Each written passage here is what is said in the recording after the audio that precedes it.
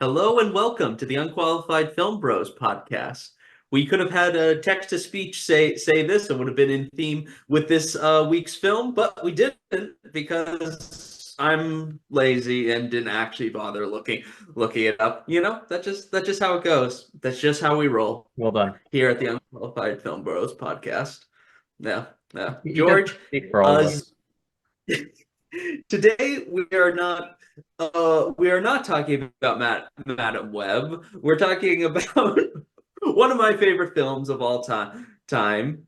It is the one and only Her, directed by Spike and written by, if I remember correctly, Jones, a director whose filmography I know somewhat, but not as well as other directors. Nonetheless, Her is a film that I genuinely adore deeply.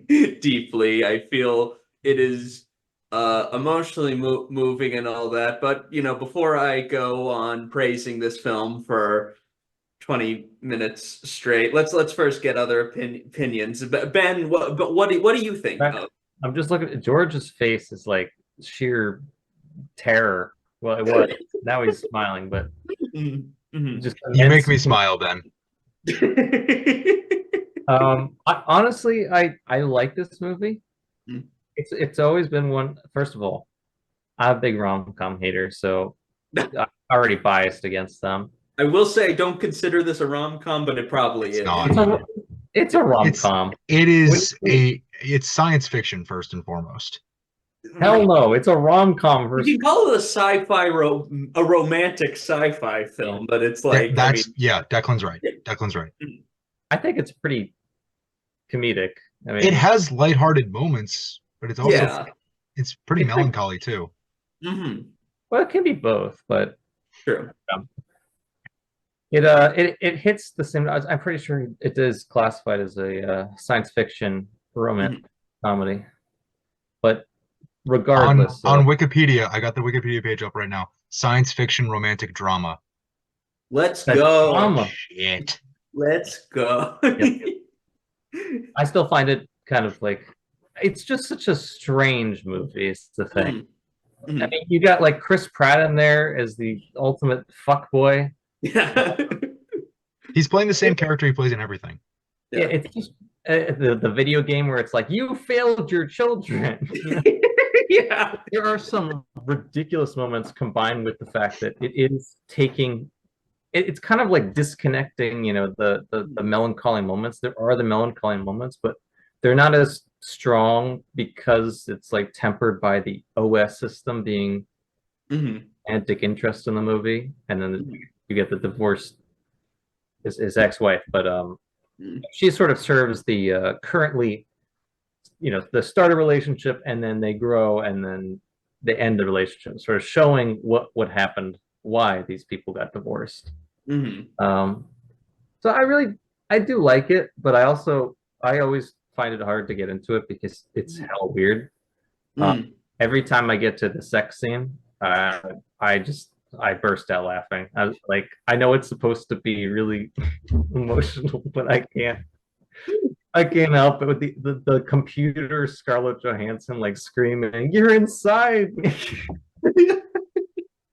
I dis I dislike your opinions right now, Ben, because I can't actually like argue against it being ridiculous, but I truly love the relationship that Joaquin Phoenix Yeah, no, and it is Scarlett. it is a wholesome relationship. It's not Yeah. like a comedic relationship. Like here's the tagline. When it came out in 1978, Superman the movie came with the tagline, "You will believe that a man can fly." With Her, you can add the tagline, "You will believe that a man can fall in love with his operating system." I So, believed that before I saw the movie, honestly.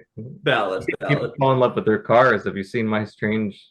Is it My Strange Addictions or Oh God, yeah. Well, have you heard the Queen song "I'm in Love with My Car"? I think that says it pretty explicitly right there. I think I don't think they're being literal there. These people are actually in love with You their know what? cars. Roger Taylor was singing lead on that, and I think he was being literal there. Mm. If we were doing the I'm pod sure 5.5 years ago, we would have done Bohemian Rhapsody, and I would have lectured you all about it. Mm, on the show, the man confessed to actually having intercourse with his car. So, like, goddamn. this is a different level. For some It's reason, a TLC show, okay? my mind can't stop thinking that in the 1950s there was actually a TV show called My Mother the Car or something like that. That like I like for some reason in this most tangent of all tangents, that's the tangent that my mind goes to, you know. But like, hey, that's just how we roll. And speaking of, just R5. we should get this on the page as well. I'm George, what do you sorry. think of it? I'm sorry. You said it was a reference to a car, and then you said that's how we roll. Oh my gosh. Do better. Uh, it's like just gotta be. But no, George, what do you think of her? The, As a film, it's just gorgeous. It I does look. think I think first and foremost, it's such a refreshing, like we said, combination of a romantic story and science fiction. You know, mm-hmm, it's one of those near future films that you feel could very well take place in the real world. mm-hmm, You know, and this conversation about this film, and I'm sure we'll get into it later, would not be complete without talking about the advancements made in artificial intelligence, even over the mm-hmm, last 10 years since this movie was released, 11 years now. Um, but you know, just talking about the filmmaking aspect of it, nothing terribly remarkable in terms of, you know, shot construction or production design. Um, the lighting is pretty ordinary at times. The sound is really good. You know, you come to expect that from Spike Jonze and what he can put together. Um, Performance wise, Joaquin Phoenix in one of his best roles, I think. I think mm-hmm, he sort of falls into the role of Theodore in a way that I wouldn't say compares with the way he becomes the Joker or becomes Napoleon or becomes Johnny Cash. mm-hmm. It's not Uh, a traditional like performance by him. yeah, Like, it's not really like when you think of Joaquin Phoenix, you probably think of those three movies, mm-hmm. Joker, Napoleon, and Walk the Line. Also Before Gladiator. you would also think of Gladiator, of course. Mm-hmm, Um, but when thinking about Joaquin Phoenix, her is probably not in the first couple of films that you think of mm-hmm, when looking back at, you know, his very illustrious career at this point. Only getting better. mm-hmm. Joker Folie à Deux coming out this fall. That'll be Oh, interesting. Um, terrible. but you know, he plays sort of a hopeless romantic who comes to terms with his real life relationship. He sort of evaluates the pros and cons of falling for his, you know, artificial intelligence personal assistant type being, I guess, Mhm, Samantha. Um, but you can really see a lot of hope and despair in the way that he plays this character. And the character's written really well. Spike Jonze did a great job writing mhm. Theodore, but Joaquin takes it to another level. Oh yeah. And then, you know, on the flip side, Scarlett Johansson in a vocal only performance, she's done voice acting before, Mhm, but this is something a little bit more nuanced, a little bit more sort of off the beaten path for what voice acting requires. mhm, And I think she brings as much as she can for this character. I think she does a really, really good job uh, conveying emotion, artificial emotion, granted, uh, mhm. and and real connection with Theodore in a way that a lot of other actors probably couldn't. I think she does a really, really good job in this film with the tools that she has for playing a phone. Yeah. Yeah. Uh, and then just looking at the supporting cast, Rooney Mara, uh, Amy Amy Adams. Adams, Chris Pratt. I Every think they're a little off to the side when it comes to, you know, when you think about this film, you're Mhm, thinking about Joaquin and you're thinking about Scarlett Johansson's voice. mhm, That's the bottom line for, oh, her? Yeah, that's the movie about Joaquin Phoenix falling in love with his phone. Yeah. Who plays the phone? Scarlett Johansson. Anyway, I digress. Mm, Supporting cast, exceptional. Amy Adams, phenomenal. Chris mm. Pratt, the same as he always is. But you know what? He's built a career on it, and it fucking works. Yeah. So, is he playing Andy Dwyer from Parks and Rec in this movie? Kind of. He is But playing Andy Dwyer, who's also in love with Theodore. I will say that's something that's like stood out to me on rewatch. It's like I'm yeah. pretty sure he's in love with him. A He, little. But he's a little more, I don't know, he's very interesting. Yeah, I can never tell if he's just like really dumb or what. It's I hard feel to like that fully. happens with a lot of Chris Pratt's characters. I Yeah. know. But in this one, it just like he stands out because nobody else is really dumb, right? He's just there, Mhm. really dumb. Yeah. It's like there's like Everyone a else is a scene. normal human being dealing with emotional problems. There's He like a is scene too, but in his own way. where he just like suddenly behind him, and it's like, wow, that's a beautiful letter, man. Yeah. I wish a chick would send me that, or it's like something like Or like a that. dude, like a really sensitive dude. I mean, I'd be really stoked if somebody like It's like it is incredibly strange, but it's also very memorable. I gotta say. it just fits with the film to me. That's why I can't see it as anything but just like a romantic comedy. There is drama. It's like a dramedy, but like there's so much weirdness in the film that just doesn't meld with the typical like romance drama in my head. It's off kilter for me, which You know what else I is will like good. a comedy with a lot of weirdness to it? Is a film in which her web connects them all. You could get out of here. we should kick you out right now. This is I'm just something you saying, actually would kick did forward. did I forget to change my Zoom background from last week? Did I leave it up on purpose? Who's to say? But Just remember that they're going to I will destroy say everything he's built. everything they built will fall. To quote Apoc, what's his name? Never mind. I Oscar don't. Isaac's character. Anyway, um, no, it's like I will say though. I mean, in some ways, everything that is built will does fall in her in that the relationship does end, and all that because Well, of the advancement. it's not a relationship that's meant to last. Yeah, yeah. No, that's I actually think. that is something I kind of again why a thing I connect with the film is how even though it's like melancholy, it's not like depressing and all that. And so I kind Yeah. of feel like one of the things that the film, in my opinion, says to me is that like even though the relationship was temporary, like both Theodore and Samantha, like were improved by it. Like I feel like that's kind of that's a beautiful thing, It's like even if it couldn't last forever, it's like But where they did they go? What are they doing now? they went Ben's back just to asking for her too. And I want her too. that would be interesting. The her universe. That would be interesting. Like Theodore I'm pretty sure it's just And John. Amy It's just Adams' John character movies. Amy are together now, but then all of a sudden Sam comes back onto the computer and it's really uncomfortable for everyone. Or what was that? Oh, Mega Man. That was it, where he went into the computer. Mm. That Oh was yeah, also yeah, Space Jam 2.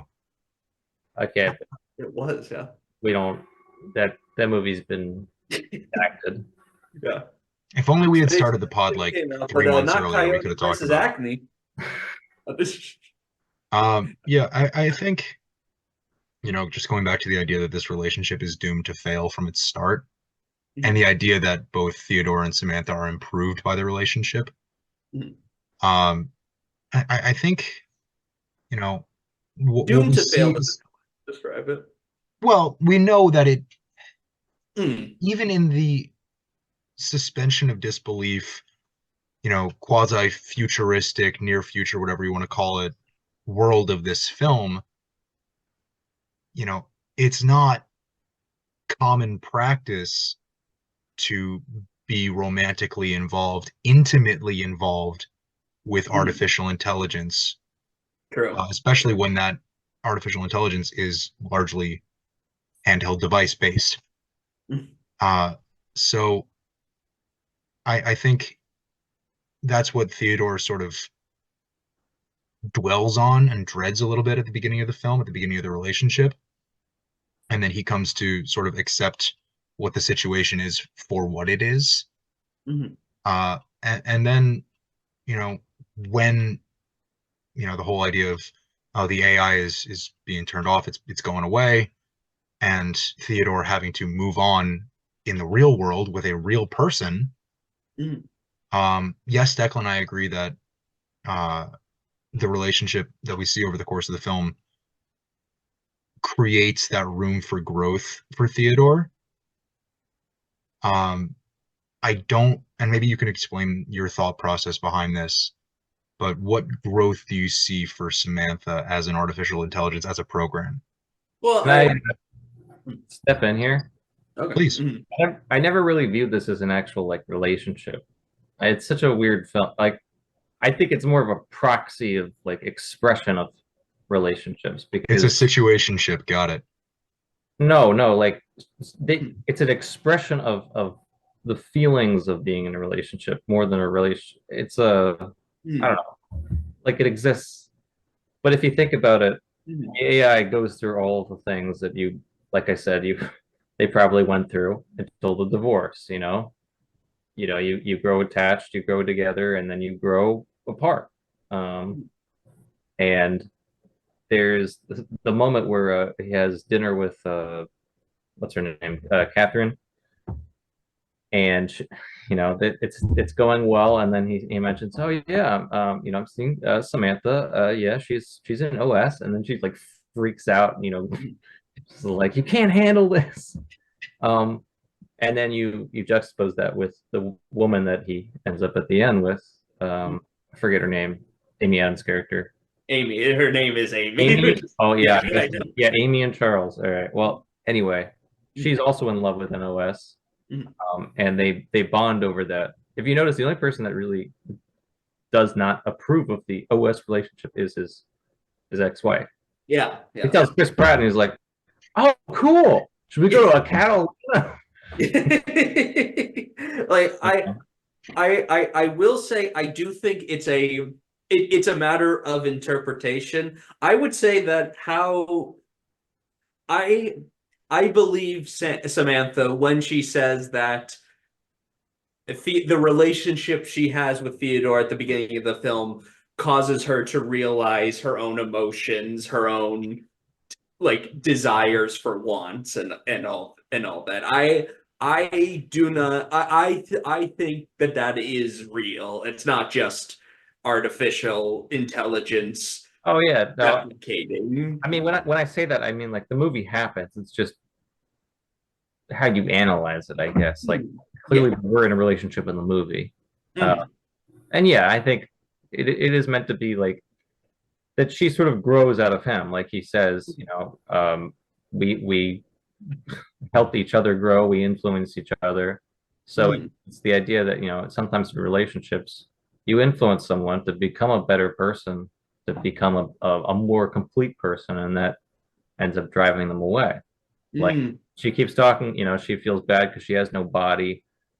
She clearly wants to go someplace where she feels more complete, Mhm. and can have a more full relationship with Miss the same. Minutes ass motivation. Huh?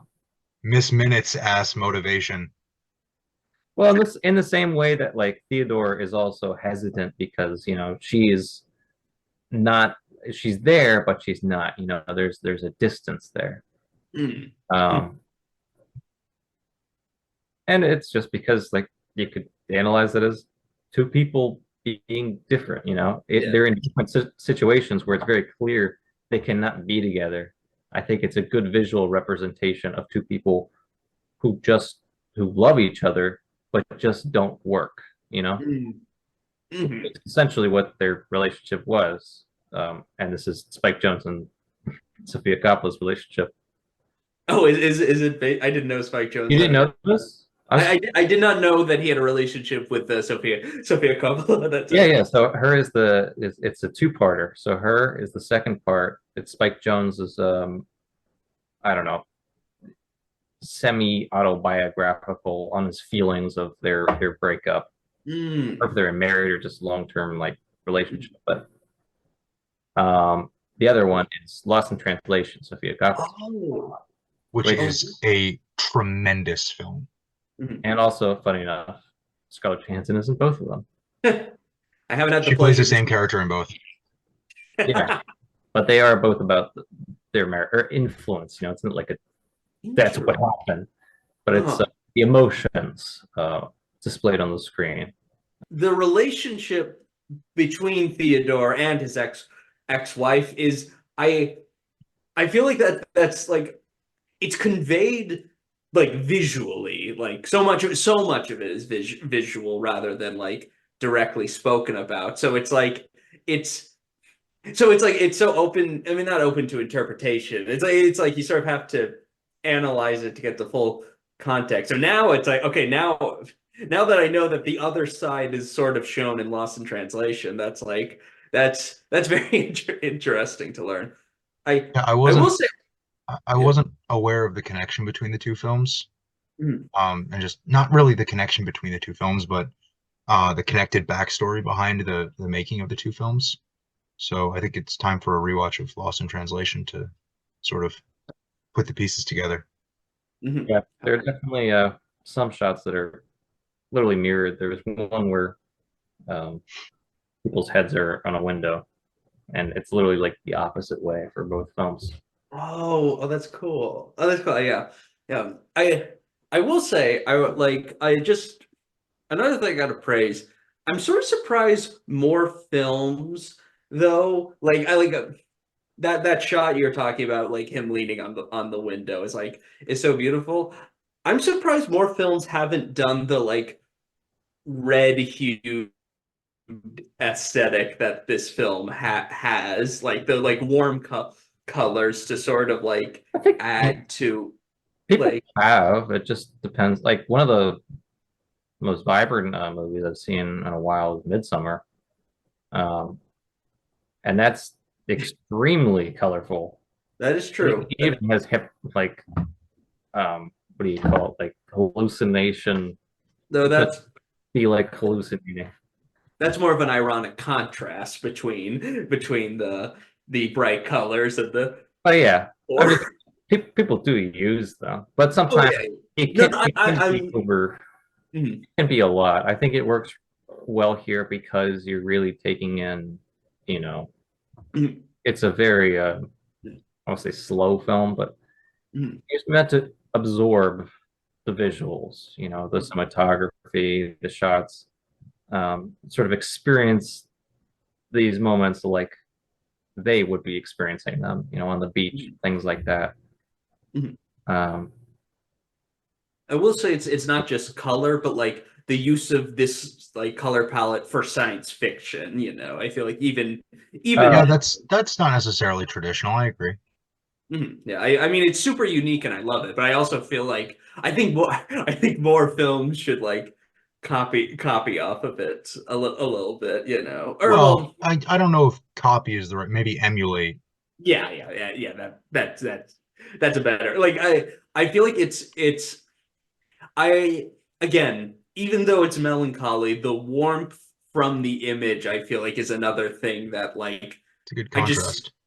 I love, I love that like the it's like it it doesn't feel oppressive the future. It's like I don't know. Yeah, it's great. yeah, no, I mean it. I think that's probably why a lot of science fiction deals primarily with dystopias, and Mhm. you'd have to make something ironic. I mean, I don't think Brazil is quite as colorful, but it's certainly more colorful than a lot of science fiction. Not quite the same colors, but like a lot of science fiction is very dark. I mean, Dune's coming Yeah. out. Blade Mhm. Runner famously is very dark with like specific lighting, Mhm. but it's kind of, noir-esque. Like that was the whole way that you shot noir, is because of the seediness, the shadowy figures. And of course, the It, voiceover. yeah, of course. And in this, it's genuinely like it's science fiction, but it doesn't take the science fiction as its main point. Like it's a No. vehicle. The romance is the main point, Yeah. and so I think it can really use that um, to explore the like humanity. It's less exploring like what humanity would do. I mean, it is, but it's much more about the humans than the technology itself. Yeah. 100%. I And feel, yeah. I was No, just going to say, I think that you're absolutely right that this is a romantic film first and foremost, that uses science fiction as its lens to tell this story. But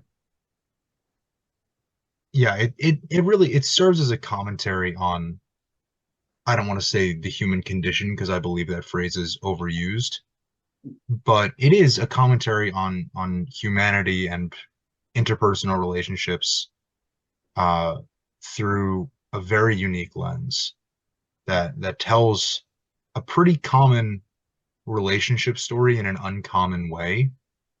Mhm. You know, two people meet, they fall in love, the relationship ends, they move on. Mhm. Right? It's easier said than done in real world relationships, but as we see in this film, you know, one part of one person's story does not define them.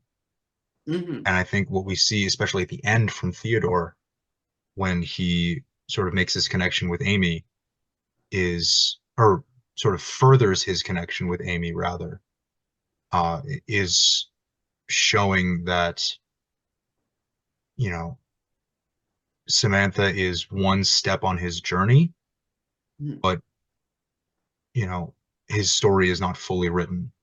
Well, it's kind of a nice narrative. They Mhm. mention like when Samantha asks, "Hey, did you ever, go out with Amy?" And he says, "Oh yeah, we dated a little bit in college, but it just wasn't right." Mhm. But of course, the right woman then is the wrong woman now. So the idea Yeah. is, some things you grow apart from some people, you grow closer to others. Mhm. That's why it's There's like it's a lot about growth in that relationship. It's Yeah. like they're not in a relationship the same way that he would be in a relationship with like his ex-wife or perhaps Amy. Mhm. I feel like they're constantly like growing together. He's getting over his divorce and she's sort of becoming alive. She grows each day, and obviously we find out she's a neural network that's just talking to everybody. Yeah. Very slutty OS. Well, Like, during the sex scene, I think that becomes more than apparent. yeah, I mean, I mean, that's honestly, like you I talk love about that sex scene, but I can't watch it without laughing. you talk about the rise in prevalence of artificial intelligence, and there are people talking about fucking androids. There are people talking about near human intimate relationships. But I don't Uh, want to near humans yeah, almost evolved. that's not what I'm saying. I know, I just but want to be very clear. That's very, not what I'm saying. it was a very vague term. But you understand what I mean. Mhm. Like, Yeah. this Yeah. film uses, like, let's talk about the sex scene. Mhm. Samantha tells Theodore, in essence, to be intimate with sort of like a surrogate Mhm. almost, Very good. someone to stand in for her and be her physical form, That is, which is, it's wholly uncomfortable for yeah. Theodore and for the audience. Mhm. And yet, you know, I don't think with how artificial intelligence is progressing that it would use human surrogates. But Mhm. this film All right. certainly presents that idea in a way that is especially jarring to almost, like, how do I phrase this? It's not something I think that we're designed to be comfortable with, and that sort of plays up the discomfort felt by Theodore in the moment. Yeah, yeah. It's Um, it's I want. brilliantly done for making people uncomfortable, you know. Well, yeah, but I was gonna say it really fits the thing. Like that's when their relationship sort of it's a big bump, Hmm. and it really makes sense because that's when she's constantly growing. Theodore does not care, it seems, that she doesn't have a physical body. Like he's aware of it, but Hmm. she's the one that cares much more. She wants to be intimate like that. She's the one that pushes it, and it makes sense given that where she ends up at the end of the film. Hmm. So I think it is uncomfortable, and it makes sense that it's shot that way because we're still sort of through the eyes of Theodore, not Samantha. Hmm. And so it's a very uncomfortable thing. He's sort of compromising to make her happy, but Hmm. this Well, You isn't know, something that he if wants. it doesn't really go through with anything. Yeah, well, So, he agreed to it, but it's like an unfair situation. But regardless, you guys this does know come that in. if ChatGPT wrote this movie, it would be told through Samantha's perspective, right? that is that would be interesting. I don't even like. Do they know how to write like for robots, for AI? I think that's the thing they're best at. Mm. I mean, It theoretically, works. everything they write is successfully conveying what a robot would write. But there Please, is a very please, similar studios, thing. pay your writers. 100%. If you guys you've seen Blade Runner 2049, Declan? Not yet, sadly. Oh, so none of you have. Well, when you watch it, there is a very similar scene. I'm sure Villeneuve got some inspiration because there Mhm. is a companion that Ryan Gosling is, in love with, but it's essentially like a hologram. Like he gets a cell phone too, that sort of is personalized, but there's like a hologram in his house, and talks to him all the time. And eventually she wants to have sex with him. And so she hires a prostitute to come and she like traces her outline. But it's a Mm. very similar scene, though just much more high tech. And this Mm. it's just a human being in Mm. fake hole. Trying to sort of do do a thing. Okay. Yeah. Kind of. But yeah, I think yeah. Again, I think this is a case of a film like many other great stories using like genre to explore characters, I think it's I again, yeah. I think this film succeeds at exploring Theodore and like sort of the trouble, the very very real trouble that he has, and I also think Samantha's journey is is quite a unique way to tell this story, and I like I said, I love it. It's one of my favorite films. Yeah. Yeah, it's beautiful. I Hmm. really enjoy this. Yeah, yeah. Honestly, I mean, I learned today that I should also go see Lost in Translation. I already knew I needed to see it, but now I need to see it even more so. But I think Actually, yeah, no. the only thing I warn is I always forget how horny the film actually is, especially in the beginning with the goddamn cat scene, the cat call. It's just like, Yeah. no, Oh, the I think cat it's call. Oh my hysterical, God. but like Choke also, me with the dead cat. Choke me with the dead. Yes, I'm choking you with the dead. Honestly, like you guys are like, this isn't a romantic comedy. The movie ends with that. okay, We're gonna start Yeah. with that. Like, that's funny, but like, it's god very damn it, morbid comedy. I'll give you that. yeah. Well, no matter what, I think it's a film that all people It is. can It's enjoy, and I again, one of my favorites. Highly recommended. Glad we got to talk about it here after winning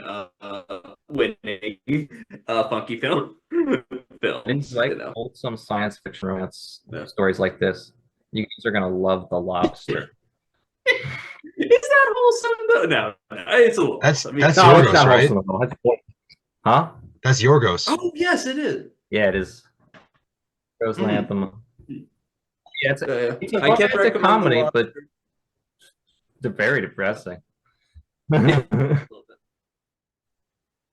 little bit. But anyway, that I think that's about it for next week. We are going to see the new not the new Coen brothers, just the new Joel Coen film. Oh, is this Joel? Drive Away Dolls. It's I don't Joel think it's Coen, Joel. right?